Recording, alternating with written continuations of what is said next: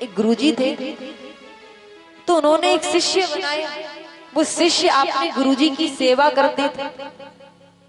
पर शिष्य अपनी गुरुजी की सेवा करता था, दिन रात चरण दबाए, भोजन बनाकर खिलाए, उनको भोजन कराने के बाद स्वयं भोजन ग्रहण करे। तब उस शिष्य का विवाह हुआ, पत्नी घर पर आई, तो गुरुजी ने पूछा कि बेटा अब तू कई दिनों से मंदिर नहीं आया, कई दिनों से तू मेरी सेवा करने के लिए यहाँ पर नहीं आया। वो शिष्य कहता है गुरुजी अब मेरा विवाह हो चुका है और मेरी पत्नी मुझसे इतना प्रेम करती है कि उसके प्रेम के कारण मैं घर से निकल ही नहीं पाता। वो पत्नी मुझसे इतना प्रेम करती कि मुझे घर से निकलने ही नहीं देती। गुरुजी कहती बेटा ये बात तू आज समझ ले और मान भी ले, तेरा अभी अभी नया नया विवाह हुआ है, वो पत्नी तुझसे प्रेम नहीं करती, मैंने मान लिया कि वो तुझसे प्रेम करती, तो यदि तुझे कुछ रोग हो गए, यदि तू मर गया तो क्या वो पत्नी तेरे साथ जाएगी? ये मोह अपने मन से हटा दे, ये बात अपने मन से हटा दे, वो पत्नी तेरा साथ देगी। वो पत्नी तुझसे प्रेम करती है तो हर क्षण तेरे साथ रहेगी।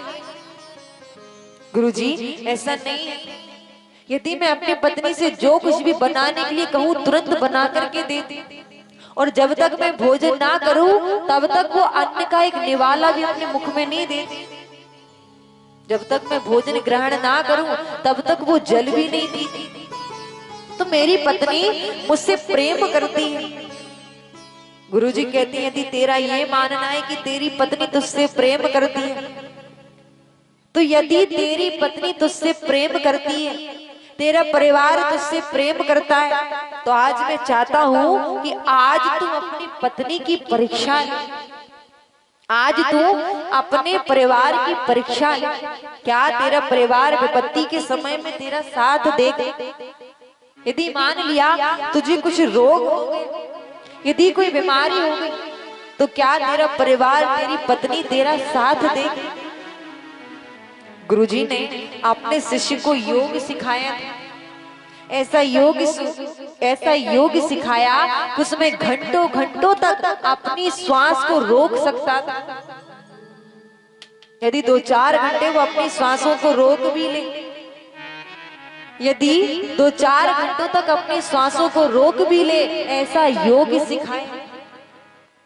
वो कहता है गुरुजी यदि आप चाहती हो कि मैं जाकर के अपनी पत्नी की परीक्षा लूं, अपने परिवार की परीक्षा लूं, तो मैं जाकर के अवश्य लूं। घर आकर के अपनी पत्नी से कहता है देवी आज मुझे खीर खाने का बड़ा मन होता है, जाइए जाकर के मेरे लिए खीर बनाकर लाइए। और जैसी पत्नी खीर बनाने गई कि यहाँ पर वो व्यक्ति अपने गले में फांसी का फंदा लगा करके लटक और अपनी श्वासों को रोक ली।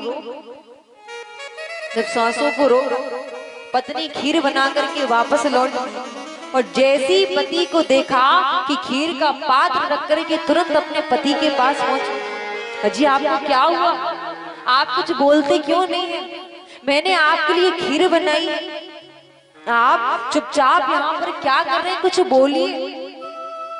मैंने आपकी पसंद की खीर बनाई है, आप चुपचाप क्यों हैं?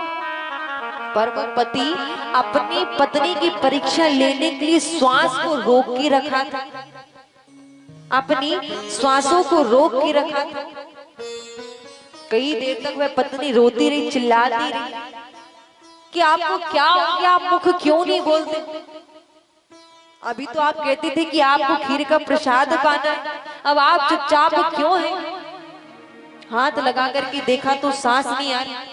विचार करती कि मुझे लगता है कि मेरे पति अब नहीं रहे, मेरे पति अब नहीं रहे। फिर सोचते कि यदि अब ये तो नहीं रहे दुनिया में, और यदि इनके चक्कर में रोती रही चिल्लाती रही तो इनके चक्कर में मैं भी मर जाऊंगी, तो रोना कब प्रारंभ करूंगी? जब खीर के प्रसाद को ग्रहण कर लूं। वो पत्नी अंदर जाकर के खीर के प्रसाद को ग्रहण करती।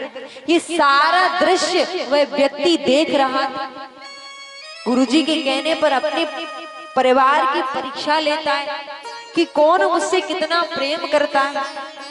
पत्नी जाकर के खीर के प्रसाद को ग्रहण कर और आकर के तुरंत अपने पति को नीचे लिटा करके चिल्ला चिल्ला करके रोने लगी।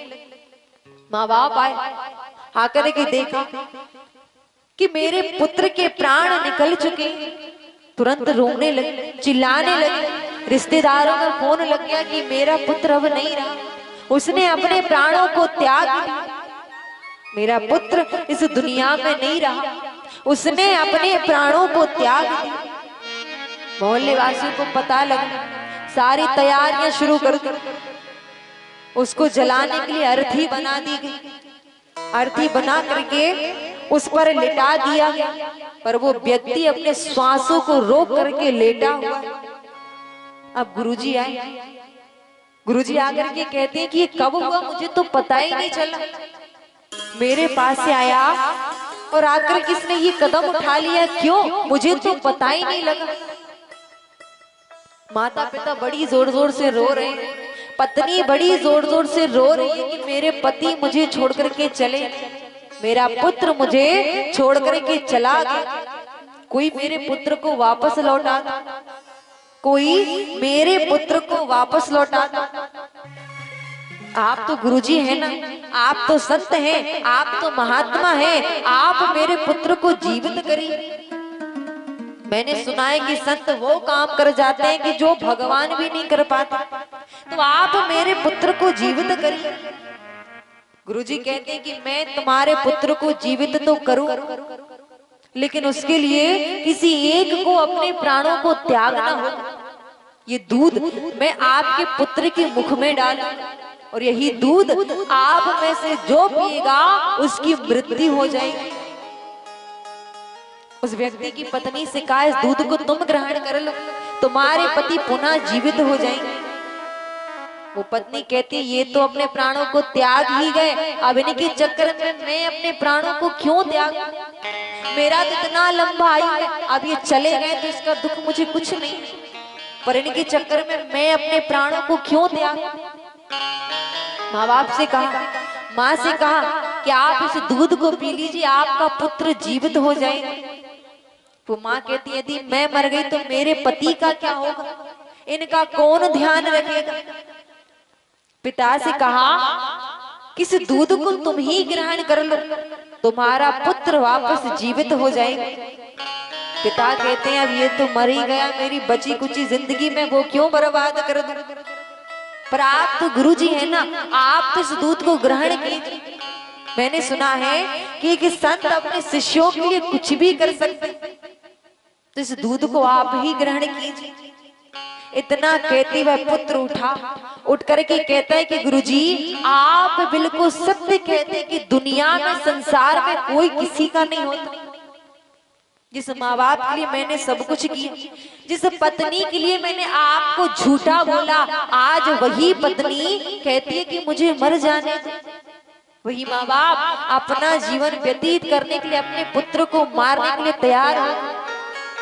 इस संसार में कोई किसी का सगा नहीं, कोई किसी का अपना नहीं, कोई किसी के लिए कुछ नहीं करता, कोई किसी के लिए कुछ लेकर के नहीं भेजता। ऐसा नहीं है कि हमने जितना धन कमाया, संपत्ति कमाई, नाम कमाया, ऐश्वर्य कमाया, तो जब हम मर जाते तो हमारे वस्त्र भी इंसान निकाल लेते हैं। और ये नाता कब तक निभाते, जब तक हमारे शरीर को जला ना दे। साथ कब तक देते, जब तक हमारा अंतिम संस्कार ना करते।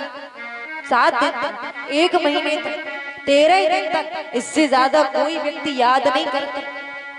कभी ऐसा हुआ कि जितने हमने पैसे कमाए और जब हम मरे हो तो हमारे साथ वह पैसे भी भेज दिए गए, क्या आप तो मर ही गए, आपकी कमाई हुई जो धन संपत्ति है इसको भी अपने साथ ले जाओ। कोई किसी का नहीं, इस दुनिया में कोई किसी का सगा नहीं। साथ जाएगा तो केवल प्रभु का चिंतन, प्रभु की कथाएं एकमात्र यही है जो अंत समय में हमारे साथ जाएंगे। ना तो धन, ना संपत्ति, ना परिवार, पुत्र पुत्री, माँ बाप, कुछ संसार से साथ नहीं जाता। जब हम मर जाते तो कई व्यक्ति ऐसे होते जो हमारी भलाई करते, बड़े अच्छे इंसान, हम तो बहुत अच्छे से जानते थे, पर ना जाने अचानक से क्या हुआ कि उनकी मृत्यु हो गई। 4-5 दिन तक यही बातें करेंगे, उसके बाद भूल जाएंगे कि कौन था क्या था, सब कुछ भूल जाएंगे। इसीलिए कहते हैं ना कि संसार को याद करो, ना कि संसार के लिए कुछ करो, यदि कुछ करना है तो वो केवल परमात्मा के लिए करो। यदि कुछ कमाना है तो केवल प्रभु का चिंतन करो। भगवान सुख दे दुख दे जैसे भी रखे उसमें हमें रहना सीखना चाहिए।